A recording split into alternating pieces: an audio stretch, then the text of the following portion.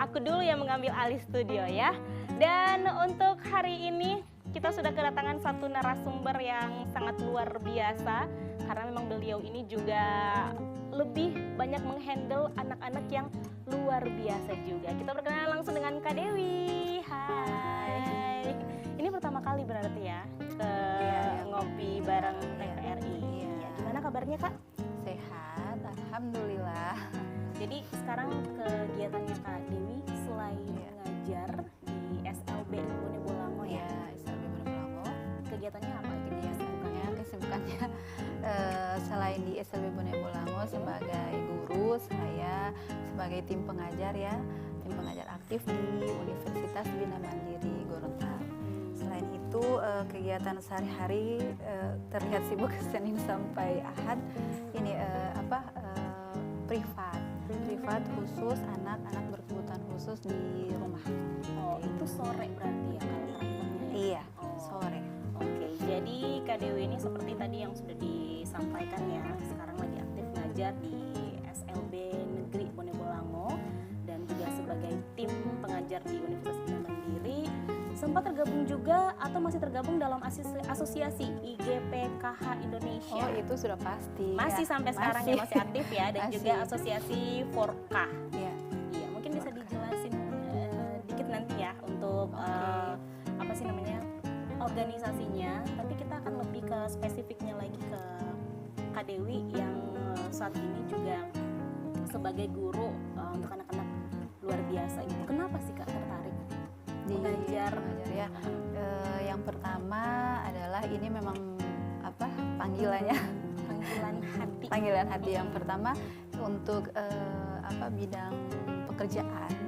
Ya, saat itu 2006 masih sama sekali ya di Provinsi Gorontalo ini yang lulusan untuk anak pendidikan khusus dia masih bisa dihitung dengan jari tangan. Ya, belum sampai jari kaki, masih jari tangan.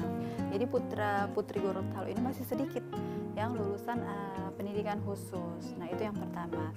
Akhirnya yang berikutnya bahwa selain materi ya tentunya saya mengejar ya pahala ya akhirat seperti itu. Tapi ada perbedaan khusus nggak sih Kak, maksudnya untuk mengajar anak-anak yang berkebutuhan khusus sama anak-anak yang normal gitu ya? Sudah pasti dari judulnya saja anak berkebutuhan khusus atau kita mengenalnya dengan disabilitas dan layanan untuk anak-anak normal itu dia jauh berbeda seperti itu. Dilihat dari mulai dari kesehatan mental, terus perilaku, fisik, sosial dan emosi sangat-sangat berbeda. Oke. Tapi kalau misalkan Kak Dewi sendiri itu sempat ada pelatihan khusus nggak untuk diri sendiri dulu ya sebelum ngajar kan? Karena kan sebenarnya untuk ngajarin anak-anak yang normal aja itu kan butuh mental ya. Kan? Apalagi udah anak-anak terus habis itu punya berkebutuhan khusus gitu. Nah pasti double lagi gitu challenge-nya gitu. Iya, sudah tentu kalau mengambil jurusan pendidikan khusus berarti saya menempuh pendidikannya. Nah, setelah itu tentu dibekali dengan ada workshop, pelatihan bimbingan teknis. Nah, sampai dengan saat ini masih mengembangkan pengetahuan di bidang itu, di bidang masih latihan juga sampai sekarang ya? Masih, karena pengetahuan itu kan dia dinamis, jadi harus mengupgrade ilmu pengetahuan ya. Jadi saya passionnya itu di pendidikan, khususnya pendidikan anak berkebutuhan khusus ya, pendidikan inklusi masuk di dalamnya seperti itu.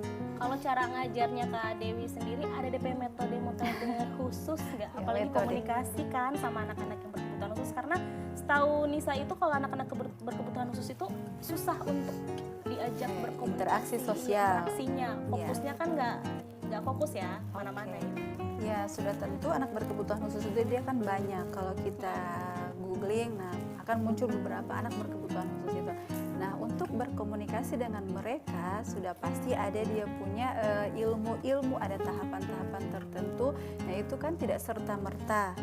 Nah, misalnya saya contohkan untuk anak berkebutuhan khusus dengan hambatan pendengaran, atau kita mengenal anak tunarungu atau anak tuli. Otomatis mereka menggunakan ada bahasa isyarat, bisindo, ada sibi seperti itu. Banyak ya. Iya, bisindo, sibi. Nah, bahasa ujaran. Nah, terus kalau yang khusus ada anak yang ASD, Autism Spectrum Disorder. Nah, ada yang verbal, ada yang non verbal seperti itu. Yang non verbal tentunya dibantu dengan PECS atau kartu. Nah, kartu yang memudahkan mereka berkomunikasi seperti itu. Ada juga yang multi handicap.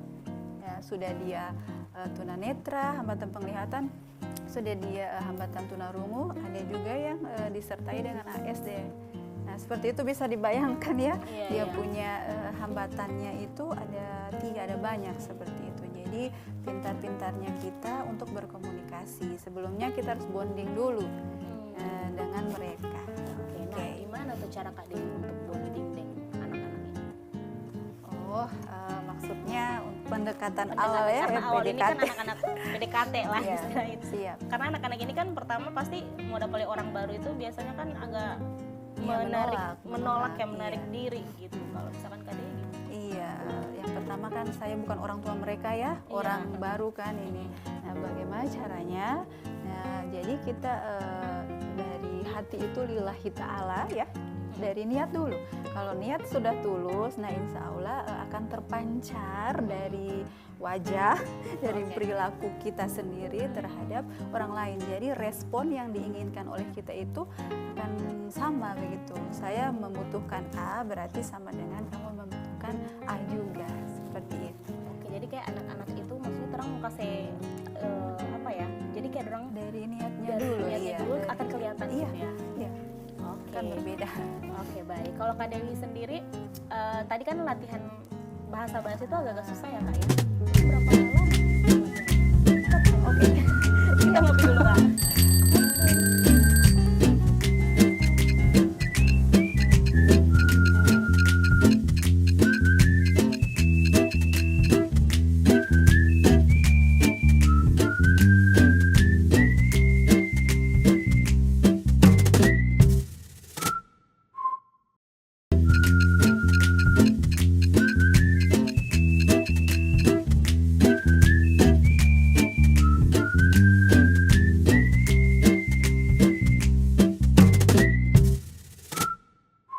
Balik lagi di Ngopi Bareng TVRI dan kita masih ngobrol sama Kak Dewi.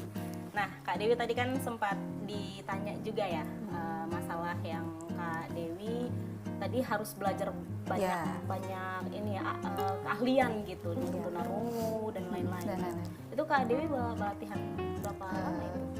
Karena saya mengambil jurusan pendidikan khusus, jadi itu sudah kami belajar pada saat menempuh pendidikan seperti itu. Nah, seperti yang saya sudah katakan tadi bahwa untuk mengupgrade ilmu saya, jadi tidak cukup sampai di situ. Saya mengikuti pelatihan baik yang secara offline ataupun yang online seperti itu.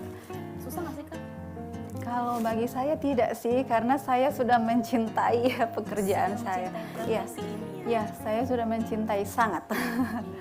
Makanya profesi ini. dimudahkan begitu. Jadi Ya. kalau misalkan terang niat langsung di situ memang Iya, kalau niatnya di situ, insya Allah dimudahkan. betul. Tadi kan kita sempat di awal-awal di bridging awal itu kan memang ngomongin tentang Kak Dewi yang tergabung dalam asosiasi IGPKH dan Forkah. Apa Iya, IGPKH ini adalah Ikatan Guru Pendidikan Khusus se-Indonesia. Nah, jadi di situ diberikan wadah kita untuk mengikuti BIMTEK, workshop. Nah, ada diskusi, tanya jawab seperti itu. Informasi yang masuk semuanya di wadah di IGPKH Indonesia. Yang kedua untuk Forka ini adalah Forka ini komunitas yang ada di Gorontalo, komunitas hebat orang tua yang memiliki anak berkebutuhan khusus seperti itu. Jadi saya tergabung di situ sudah lama sih, lama sekali, 2016 awal saya tergabung di situ. Berarti dari Di komunitas Gorontalo. ini bukan bukan cuma orang tua ya, tapi Iya, guru-guru juga iya, tergabung di sini. iya ada tergabung di situ. Jadi alhamdulillah saya dipercayai untuk mengisi parenting yang diadakan oleh Forka seperti itu. Sudah berapa lama DP komunitas ini Kak? Komunitasnya sudah lama dari 2015. Saya bergabung 2016 awal. Tapi ada kegiatan-kegiatan khusus ada, dengan Forka ini sama ada, iya setiap kalau Forka dia setiap bulan sudah ada materi-materi yang disampaikan oleh narasumber, tapi bukan dari bidang pendidikan saja, ada yang kesehatan seperti itu, ada parenting yang berbagi pengetahuan, pengalaman antara orang tua yang satu dan yang lainnya seperti itu. Oke, keren. Aku baru tahu ternyata ada komunitas. Iya, hebat. Komunitas Kurang ini tahu. lah. Terus kegiatan-kegiatannya juga ini rutin ya? Setiap Rutin. bulan ada ya? Iya, rutin. Oke. Kak, tapi berarti ada pendampingan khusus dari orang tua untuk anak-anak ini juga? Ya, sudah pasti ya. Kita harus kolaborasi karena guru terbaik ataupun terapis terbaik untuk anak tersebut adalah orang tua, ya, keluarga ya. Jadi di mana orang tua harus mengulang kembali program yang sudah disepakati bersama oleh guru ataupun oleh terapis. Seperti itu, supaya apa? Untuk mengoptimalkan ya kemampuan yang akan dicapai bersama. Gitu. Jadi dua-duanya harus satu arah ini ya? Iya. Komunikasi dan lain-lainnya. Iya, gitu. komitmen. Dari awal. Oke. Tantangan terbesar Kak Dewi? Tantangan terbesar bagi saya untuk peserta didik saya rasa tidak ada ya, tidak ada. Tantangannya justru di keluarga, orang tua, ya kan judulnya harus komitmen ya. Kalau tidak komitmen saya atau kami sebagai pendidik ya sia-sia dong. Di rumah tidak diulangi, nah tidak ada kerjasama, nah bagaimana mau optimal sedangkan di rumah pondasi utama tidak terjadi, tidak terjalin. Biasanya juga ini ya, ada kan orang tua yang serahkan ke sekolah, Iya. so tidak mau tahu. Iya, tidak mau Pokoknya tahu. Sudah, so Iya, tahu beres. tahu beres begitu. Ya. Padahal dorang waktu di rumah itu lebih Ya, lebih banyak lagi lebih sebenarnya. banyak dibandingkan Tapi sekolah. pernah di Kak Dewi macam kayak ada satu metode yang Kak Dewi dengan orang tua ini tidak nyatu. Jadi kayak misalkan metode ngajarnya Kak Dewi begini, tapi mungkin ada orang tua yang kayak jangan, tidak suka dengan begini-begini, ada nggak? Oh, selama ini alhamdulillah tidak ya. Alhamdulillah tidak, karena di awal harus komitmen dulu. Nah, ini program yang saya tawarkan. Setelah saya asesmen anak Bapak Ibu, kemampuannya, kebutuhannya, potensinya apa. Nah, setelah itu ini program yang saya tawarkan. Ya, setelah ini usaha apa yang ibu bapak lakukan di rumah untuk menunjang, ya seperti itu. Kalau tidak diulang ya capek saya, iya, saya yang capek. Harus ada pengulangan di rumah memang. Iya, Sama seperti anak-anak normal ya. Maksudnya orang belajar di sekolah, iya. harus ada DP. Iya sama, cuman perbedaannya kalau anak normal cukup 10 kali pengulangan, ibaratnya kalau yang anak berkebutuhan khusus 100 kali, 200 kali, Harus tergantung lebih sabar, tergantung dia punya kemampuan memori gitu, seperti itu. Kak Dewi, ada cerita menarik nggak selama Kak Dewi jadi seorang guru SLB selama ini?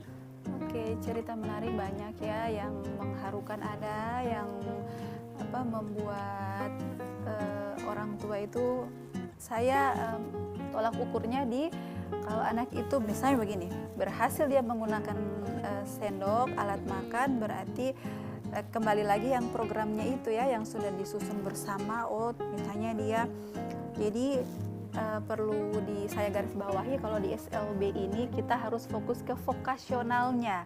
Ya, vokasional artinya apa? Kebutuhan kemampuan dia untuk menolong dirinya sendiri, toilet training, makan dan minum, menggunakan pakaian, menyikat gigi, mandi dan lain sebagainya tanpa bantuan orang lain. Tujuannya apa? Supaya anaknya mandiri. Kan tidak ada yang tahu umur. Tidak ada yang tahu umur. Jadi itu yang harus lebih utama diajarkan kepada mereka. Misalnya menggunakan alat makan, mengancingkan baju, nah seperti itu. Nah kalau pengalaman-pengalaman yang menarik, maksudnya yang membuat saya wow seperti itu banyak sih kalau ini. Nanti kita bahas seperti ya. Oke, siap. Kita ngopi dulu lah ini semua. Mau dingin, oke siap. Ya.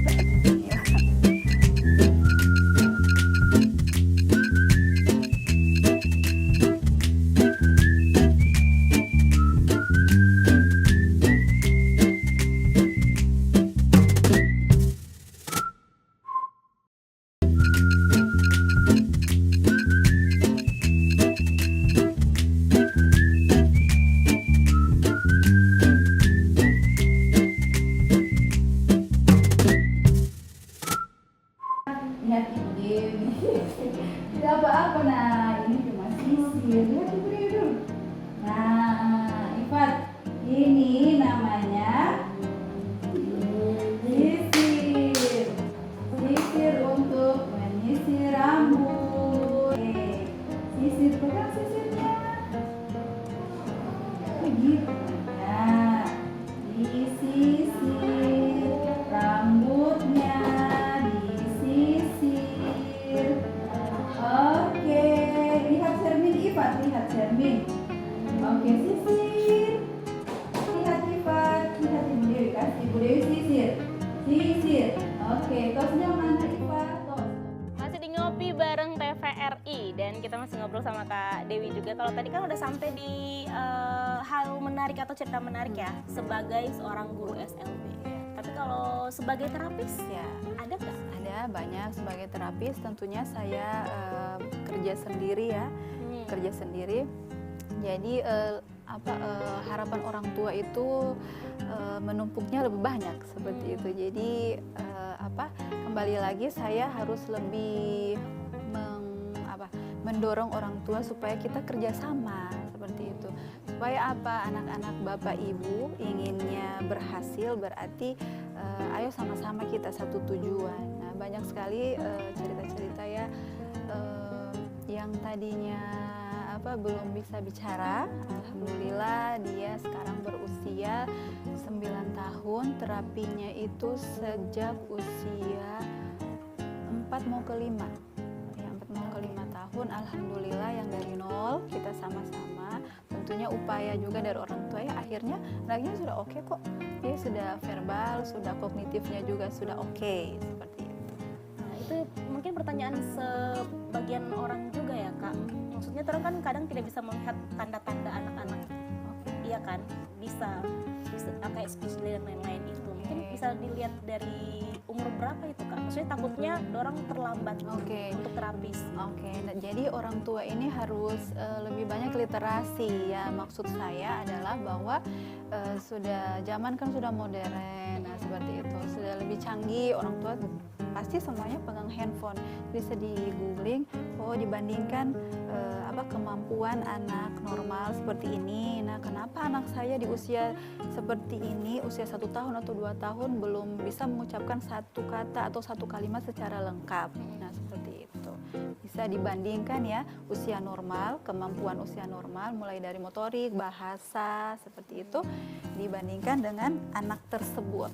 Iya, maksudnya sempat-sempatin googling ya. Iya, harus literasinya harus bagus. Iya, 2 tahun ini harusnya bisa begini. Iya. Mungkin kalau sudah mulai ada tanda-tanda bisa menghubungi ahli psikolog. Dulu. Tapi Kak, terapis ini kalau Kak ini kan kerja ya pagi, habis itu terapis DP sore. DP sore buka tempat terapi.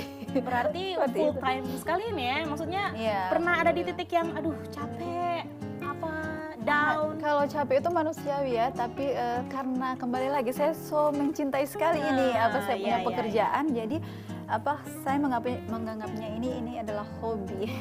Hobi yang yang baik untuk saya kembangkan seperti itu. Hobi. Untuk skill sendiri sama untuk praktek amal juga. Oke. Kalau Kak Dewi sendiri, bagaimana Kak Dewi melihat realitas sekolah untuk anak berkebutuhan khusus saat ini? Iya. Nah, kalau di Provinsi Gorontalo ini dia ada 8 SLB ya. ya tidak 8 sekolah, 8 SLB, jadi tidak mencukupi untuk anak-anak berkebutuhan khusus seluruhnya yang ada di Provinsi Gorontalo, ini masih kurang. Nah, jadi alangkah baiknya ya untuk para pemangku kepentingan ya, pemerintah membuka tempat-tempat baik itu yang sekolah negeri ataupun yang swasta boleh. Nah, seperti itu. Untuk apa? Untuk memberikan ruang kepada anak-anak berkebutuhan khusus. Ya, kalau dilihat datanya di Provinsi Gorontalo banyak sekali. Ya, dari ujung sampai ke ujung, yaitu belum sampai mencakup 8 sekolah itu belum mampu. Ditambah lagi dengan SDM. Nah, sumber daya manusianya, SDM-nya ini lulusan untuk pendidikan khusus yang menangani anak-anak berkebutuhan khusus ini sangat-sangat sedikit seperti itu. Tapi alhamdulillah sekali di Provinsi Gorontalo sudah 2 kampus yang membuka jurusan pendidikan khusus, yaitu Universitas Bina Mandiri Gorontalo dan Universitas Negeri Gorontalo. Ya, UNG baru launching kemarin ya. Program pendidikan khusus seperti itu, jadi bisalah, tidak perlu jauh-jauh keluar daerah. Insya Allah. Kak Dewi, suka duka Kak Dewi sebagai seorang guru SLB sama sebagai seorang terapis ini beda ya? Kalau guru SLB sama terapis Ya, kalau metode belajarnya ngajarnya beda? Mengajarnya itu lebihnya begini, yang membedakan adalah kalau guru kita satu kelasnya itu bisa 2 sampai 3 peserta didik. Nah, kalau terapi dia one by one gitu. Kalau suka dukanya banyak sih. Kalau kayaknya dari tadi orang dengar sukanya ya. Mungkin Dukanya. pasti dukanya gimana Kak? Dukanya lebih ke ini ya, ke ekonomi. Ekonomi bukan ekonominya saya, tapi ekonominya orang tua kan berbeda-beda tingkat ekonominya, dari tingkat pendidikannya berbeda, terus tingkat cara pandang ya, cara pandang orang tua menyikapi layanan yang akan diberikan kepada anak-anak mereka di rumah. Ya, otomatis tingkat pendidikan yang sarjana berbeda dengan yang tidak sekolah, atau tingkat pekerjaannya seperti itu. Nah, kalau lebih ke tempat saya ya di SLB Negeri Bone Bolango, orang tua itu lebih lebih awal-awal itu lebih menyerahkan, terserah ti ibu jo, yang penting dia orang sekolah begitu. Tidak bisa seperti itu. Mari kita duduk bersama, menyamakan persepsi ya, menyamakan persepsi. Anak ibu ini walaupun tidak berdaya, tapi harus diberdayakan. Nah, manusia itu kan 2, berdaya dan diberdayakan ya, seperti itu. Oke deh Kak.